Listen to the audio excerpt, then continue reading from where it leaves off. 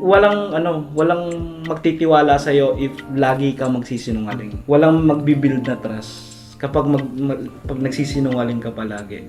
Unang-una, sa mga kaibigan mo, halimbawa ito, nalaman ka na nagsisinungaling, magtitiwala pa ba sila? Or may mga bagay pa ba silang gagawin kasama ka kung ganito magsisinungaling ka? Di ba? Like sa trabaho, okay, pagdating sa sales, magsisinungaling ka.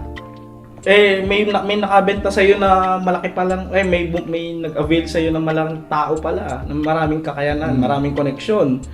Dahil sinabihan mo siya ng kasinungalingan, hindi totoo, yung kabulaan na pananalita mo, is marami kang bentang mawawala. And then, hindi ka i-recommend. Kasi once na yung tao nagkaroon ng trust sa'yo, marami ka pang magiging connection.